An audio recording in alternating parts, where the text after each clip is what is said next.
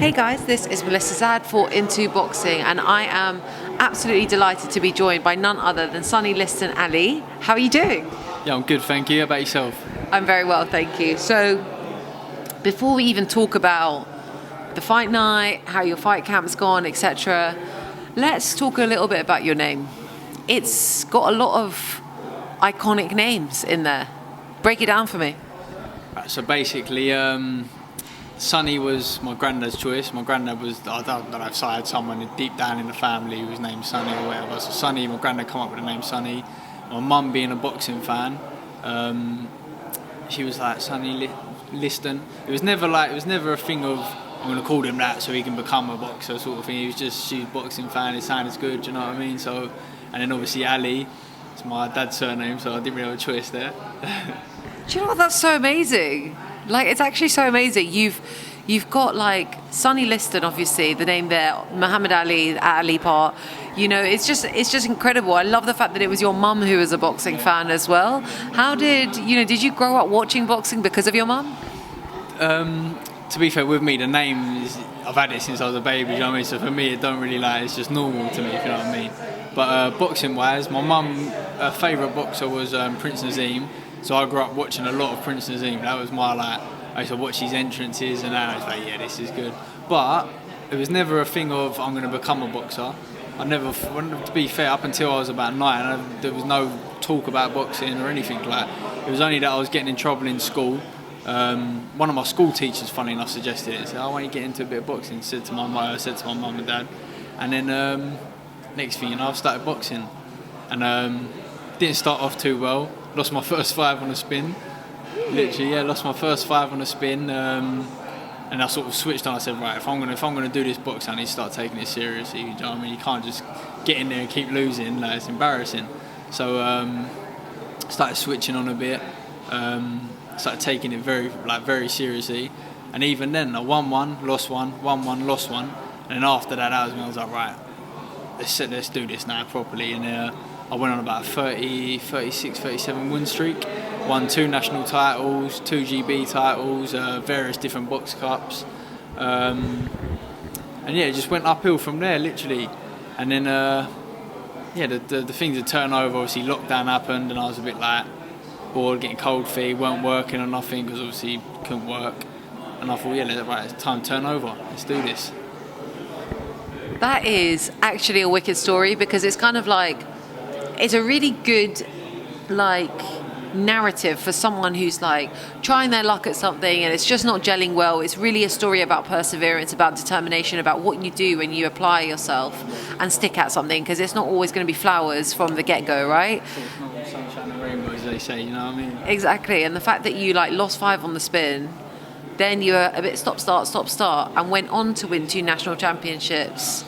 2 national titles and 2 GB titles. That's incredible. Come on, you have to be very good in the game to be able to achieve that. What would you say your boxing style is like? I mean, people that have seen my fights, people that have seen me box back in the day, I reckon they'll all say I'm a tall, boxer, just a slick boxer, if you know what I mean. But that's the thing. I think this Saturday you're going to see the real Sonny Liston Ali. You're going to see the stuff I've been working in the gym. I feel like I'm finally getting my man strength, and Saturday night I want to show that. I want to show that I'm not just a tall little pretty boxer. Do you know what I mean? I want to show that I can have it out as well. Do you know what I mean? This is what the fans want to see. Do you know what I mean? This is what's going to sell fights. So I can't just rely on boxing all the time. If you know what I mean? Fans want to see you go in and have a slugfest sort of thing. I'm not saying I'm going to go in there and have a slugfest, but I want to show a bit more spite, a bit more aggression, and hopefully give the fans what they want to see. It's so interesting because I actually I'm not here for all of that slugfest. It's not because I'm a girl. I just really like pretty boxing. You know, I like the technicality. Yeah, I like the technicality of it. Because I box myself, I'm always looking at it I wish I could do that. Do you know what I mean? So I really get quite irritated by, I know I shouldn't say this on a YouTube platform, but I get irritated by the casuals where I'm it's not all about going to war and trading blows. It's so hard because obviously when you're a true boxing fan, you can appreciate the skill behind it. It's like chess. It's like a game of chess. You know what I mean? You can appreciate that, but at the end of the day, the more people you sell fights to, that's what it is. That's what it's about. It's as sad as that is. That's why you see certain boxers are brilliant fighters, but they won't get as far as, I don't even know. Let's say like, I'm not going to mention any names, so call people out and that. But do you know what I mean? I won't get as far as someone who's going to go in and have it out, sort of thing. Or someone who's just really good at social media, right? Because that's the other part of it. You know, so you see a lot of boxers who kind of, their talent gets overlooked because they're not very good at selling themselves. So there's all of that as well. But I always liken it to the fact that before I started boxing, I used to love UFC. I used to watch it all the time because I was like, oh, it's just brutal. I don't really understand what's going on, but I like it. And then I started boxing and I was like, oh, I don't like watching UFC at all. I'm a big UFC fan as well. I love UFC, but I'd never do it. I'd never ever do that. That's just that's a whole different ball game for me.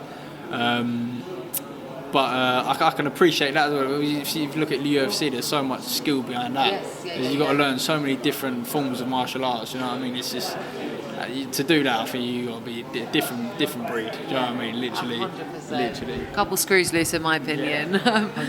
So tell us a little bit about your opponent on Saturday night. I haven't read too much into him. When it comes to fights, I let my coach watch the fights. I let my coach tell me what I want to do. Let him decide the game plan. And I trust in my coach more than anyone in the world. I know that he believes in me more than anyone in the world. He believes in me more than I believe in myself. Do you know what I mean? So that's like, I love that. For him, like, no matter what he says, I know it's going to be right. So I let him do the watching. Let him watch. Obviously, I've seen little clips of him, and I know what I'm going in against. He's tough. He's durable. I think he's only ever been stopped once or twice. So yeah, and I hope, I really hope he comes to have a fight, because my last 3 opponents have been, it's been awkward because they've come to survive, sort of thing. So I haven't really been able to show the best side of Sonny Liston Ali yet. So hopefully, if he comes and have it out, do you know what I mean? When you're fighting someone who's there to survive, you can't. There's not much you can do. You're only as good as your opponent. I so agree with that. I always say that when I'm coaching my boxers or when I'm boxing myself. I'm like, sometimes if someone's not so great, I was going to say shit, I don't know if I'm allowed to swear. It is what it is. But it brings out your shit qualities as well. But when someone is like really good, you're forced to up the levels, right, and step through the gears. So this will be your 4th. It's my 4th one, yeah. 4th fight, second 6-rounder. That's really exciting. You've kind of gone into the 6th round landscape really quickly then. Yeah, pretty quick, yeah. Thanks to Will. Thanks, Will.